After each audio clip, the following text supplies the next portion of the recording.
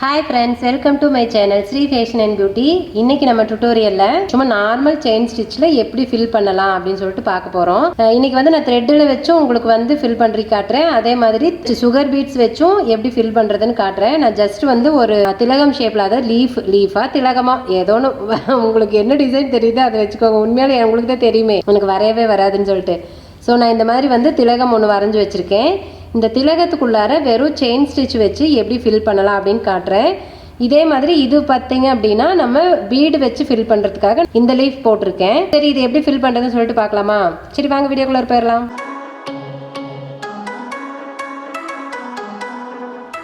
இப்போ வந்துட்டு நான் ஃபில் பண்ணுறதுக்கு ஃபஸ்ட்டு சென்டர்லேருந்து எடுத்துருக்கேன் த்ரெட்டு. நீங்கள் நினைக்கலாம் என்னடா ஃபில் பண்ணுறது அவுட்லேருந்து தான் ஃபில் பண்ணுவாங்க, அப்புறம் இவங்க சென்டர்லேருந்து எடுத்திருக்காங்க நீங்கள் நினைக்கலாம்.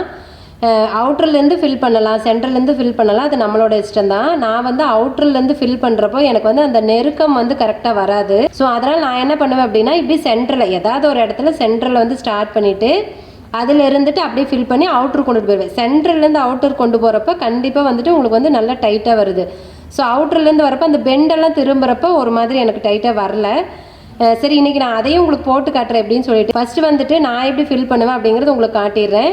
அடுத்தது அவுட்டர்லேருந்து உள்ளே கொண்டு வரப்போ எப்படி இருக்குதுன்னு உங்களுக்கு காட்டுறேன். ஸோ நான் வந்து இந்த இடத்துல த்ரெட் எடுத்திருக்கேன். வந்து நல்லா குட்டி குட்டியாக செயின் ஸ்டிச் போடலாம். போட்டுட்டு அப்படியே நான் வந்து இங்கே திருப்பிக்குவேன். ஏன்னா நம்ம ஃபுல்லாக மேலே வரைக்கும் கொண்டுட்டு போகக்கூடாது. இது அப்படியே ரவுண்டாக போடுறப்ப கரெக்டாக நம்மளுக்கு வந்து அந்த லீஃப் வந்து ஃபில் ஆயிரும். ஸோ அதுக்காக தான் இது வந்து நம்மளோட இஷ்டம் தாங்க. நம்ம இப்படி தான் போடணும் அப்படிங்கிறதெல்லாம் எதுவுமே கிடையாது.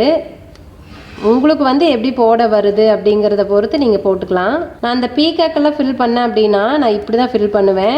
ஏன்னா பீக்காக்கோட பாடிக்கு வந்து நம்ம வந்து ரொம்ப அகலமாக இருக்குது அப்படின்னா செயின் ஸ்டிச் வச்சு ஃபில் பண்ணுவோம். ஸோ அந்த மாதிரி வந்து பண்ணுறப்போ நான் இந்த மாதிரி சென்டரில் இருந்து தான் ஆரம்பிப்பேன்.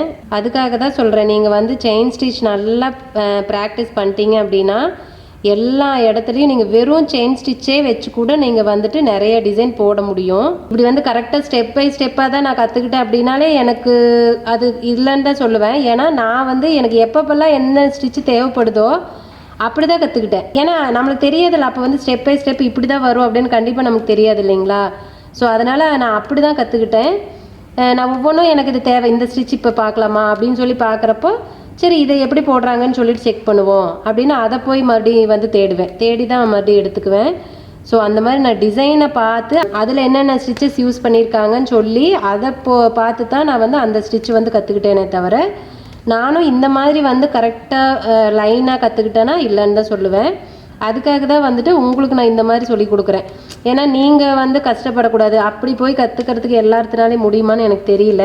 அதனால் நான் வந்துட்டு என்ன கற்றுக்கிட்டேங்கிறத எனக்கு தெரிகிற எல்லாத்தையுமே உங்களுக்கு வந்து நான் சொல்லி கொடுக்கலாம் அப்படின்ட்டு தான் நான் வந்து உங்களுக்கு லைனாக சொல்லி கொடுத்துட்ருக்கேன். சில ஸ்டிச்சஸ் வந்துட்டு முன்ன பின்ன கூட வரும். இதுக்கப்புறம் அது அப்படின்னு நான் வந்து கரெக்டாக உங்களுக்கு சொல்லிக் கொடுக்க முடியாமல் கூட போகலாம். எனக்கு வந்து சம்டைம் வந்து இதுக்கப்புறம் இதுதான் சொல்லி கொடுக்கணும் அப்படின்னு எனக்கு உண்மையால் தெரியாமல் கூட இருக்கும். ஸோ அதனால் ஏதாவது நான் விட்டு போச்சு அப்படின்னா இடையில நான் ஆட் பண்ணிடுவேன். டக்குன்னு எனக்கு அது ஐயோ நம்ம இந்த ஸ்டிச்சு சொல்லவே இல்லையே அப்படின்னு தோன்றப்ப வந்து டக்குன்னு அதை வந்து ஆட் பண்ணிடுவேன். பாருங்கள் இப்படி போடுற பாருங்கள் எவ்வளோ நெருக்கமாக ஸ்டிச்சஸ் வந்துருக்கு பார்த்தீங்களா. பட் ஆனால் அவுட்டர்லேருந்து போடுறப்போ இவ்வளோ நெருக்கம் வருமா அப்படின்னா கொஞ்சம் டவுட்டு தான். ஒருவேளை எனக்கு வரலையே என்னமோ, எனக்கு அது தெரியல. இப்போ பாருங்கள் இந்த ரெண்டு சைட்லேயும் கரெக்டாக அளவாக வந்துருச்சு. நம்ம வரைஞ்ச அந்த டிசைனுக்கு அளவாக இந்த ரெண்டு சைட்லேயும் வந்துருச்சு. பட் ஆனால் கீழேயும் மேலேயும் மட்டும்தான் அந்த கேப்பு இன்னும் இருக்குது. உங்களுக்கு நான் அந்த ட்ரா பண்ணின லைன் தெரியுதுங்களா, அந்த நம்ம வெள்ளை கலரில் பாருங்கள் ட்ரா பண்ணினது இருக்குது. ஸோ அதுக்கு என்ன பண்ணலாம் அப்படின்னா அதை வந்து ஃபுல்லாக வந்துட்டு நம்ம இப்படியே சைட்லேயே கொண்டு போகக்கூடாது. சைடில் கொண்டு போனோம்னா ஸோ இது ஜாஸ்தியாயிரும். இப்போ என்ன பண்ணோம் அப்படின்னா பாருங்கள் இந்த இடத்துல இது முடிஞ்சிருச்சு. ஸோ என்ன பண்ணுவோம் அப்படின்னா இதில் இப்படியே திருப்பிட்டு வந்துடுவேன் நான்.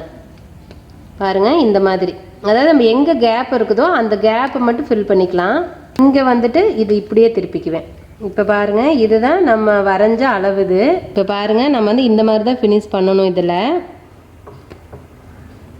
இப்போ கிட்டத்தட்ட நம்ம கீழ் போர்ஷன் எல்லாமே வந்து போட்டு முடிச்சிட்டோம். இப்போ மேலே வந்து அந்த கார்னர் கொண்டுட்டு வரணும் இல்லைங்களா. ஸோ அவ்வளோதான். இதில் இப்போ பார்த்தீங்கன்னா இதுதான் நம்மளோட எக்ஸாக்ட் அளவு. அவ்வளோதான். இப்போ என்ன பண்ணோம் அப்படின்னா நம்ம சுற்றியும் ஒரு லைன் வந்து செயின் ஸ்டிச் போட்டுடலாம். ஸோ அப்போ வந்து இதோட ஃபினிஷிங் வந்து கரெக்டாக வந்துடும். ஏன்னா நீங்கள் இப்படியே விட்டுட்டீங்க அப்படின்னா ஃபினிஷிங் நல்லா இருக்காது. எனக்கு உண்மையால் இப்போ கம்ஃபர்டபுளாக இல்லை. ஏன்னா வீடியோ வந்து சரியாக வர மாட்டேங்குதுங்கம்மா அப்படின்னு சொல்லிட்டு கேமரா ரொம்ப பக்கத்தில் என்னுடைய பக்கத்தில் கொண்டாந்து வச்சுட்டானா, ஸோ நான் கொஞ்சம் நகர்ந்து உட்காந்துருக்கேன்னா எனக்கு வந்து கை வாட்டமாகவே இல்லை, அதனால் எனக்கு கம்ஃபர்டபுளாகவே இல்லை போடுறதுக்கு. இப்போது அவ்வளோதாங்க. இப்போ பாருங்கள், சுற்றியும் வந்துட்டு ஒரு லைன் வந்துட்டு செயின் ஸ்டிச் போட்டோம் அப்படின்னா ரொம்ப ஈவனாக ஆகிடும். பாருங்கள் எவ்வளோ நெருக்கமாக இருக்குதுன்னு சொல்லிட்டு.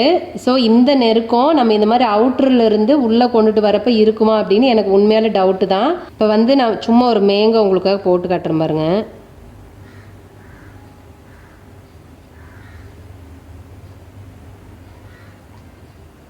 எனக்கு தெரிஞ்ச மேங்கோ இப்படி தான் இருக்குன்னு நினைக்கிறேன். இப்போ இந்த இடத்துல வந்து த்ரெட் எடுக்கிறேன்.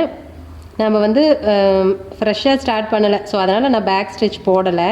இப்போ பாருங்கள், நான் ஒரு லைன் போட்டேன், போட்டுட்டு அடுத்த லைன் வரேன், அப்படியே பின்னாடி ஒரு ஸ்டிச் போட்டுட்டு பக்கத்துலேயே தான் போடணும். பார்த்தீங்களா, இங்கே தெரியுது பாருங்கள். இங்கே வந்துட்டு உங்களுக்கு நல்லா டைட்டாக தான் வருது, இதுதான் பெண்டு நம்மளுக்கு. ஸோ இந்த இடத்துல பாருங்கள் எவ்வளோ கேப் தெரியுது பார்த்தீங்களா சென்டரில்.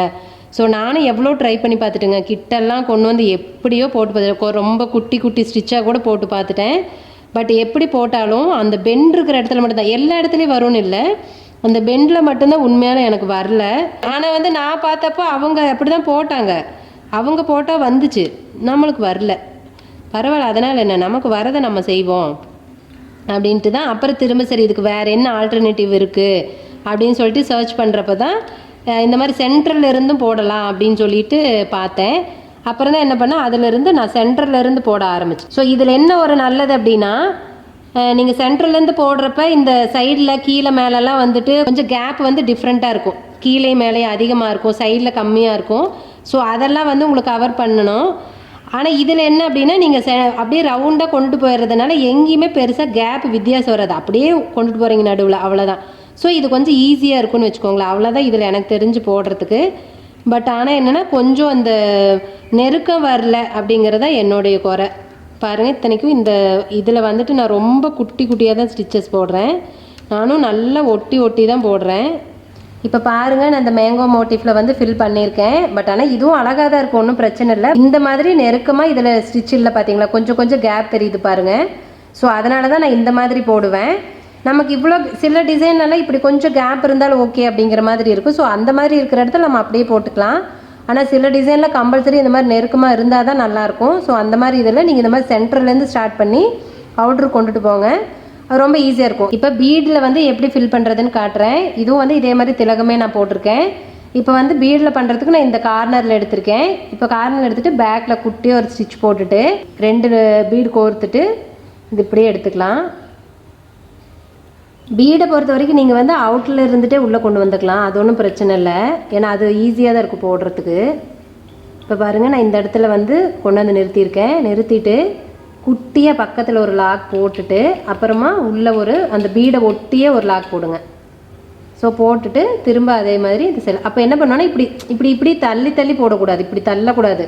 இந்த எந்த லைனில் இருக்கோ அப்படியே ரொம்ப வந்து இழுத்து போடாமல் கொஞ்சம் லைட்டாக ஒரு லூஸாக போடுங்க. அதை ஒட்டி தான் வரணுமே தவிர பக்கத்தில் இருக்கிற லைனை வந்து கண்டிப்பாக டிஸ்டர்ப் பண்ணக்கூடாது. ஸோ அப்போ என்ன ஆகுனா தள்ளி போயிடும். இப்படி தள்ளுற பாருங்கள், இந்த டிசைன் இப்படி இந்த டிசைனே தள்ளி போயிடும். ஸோ அதனால் அப்படி தள்ளாமல் அதை ஒட்டியே மட்டும் போடுங்க போதும். சேம் இதே மாதிரி ஃபுல்லாக அப்படியே லைனாக போட்டே வரலாம். பீடு பொறுத்த வரைக்கும் எனக்கு தெரிஞ்சு உங்களுக்கு போடுறதுக்கு வந்து ஈஸியாக தான் இருக்கும், ஒன்றும் பிரச்சனை இல்லை.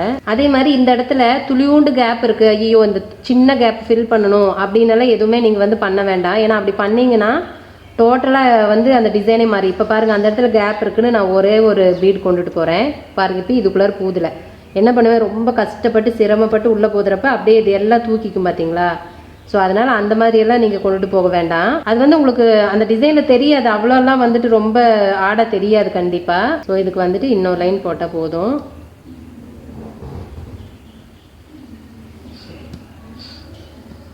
இப்போ எண்டு நாட் போட்டு இந்த இடத்துல பாருங்கள் எவ்வளோ வந்து திக்காக இருக்குன்னு சொல்லிட்டு.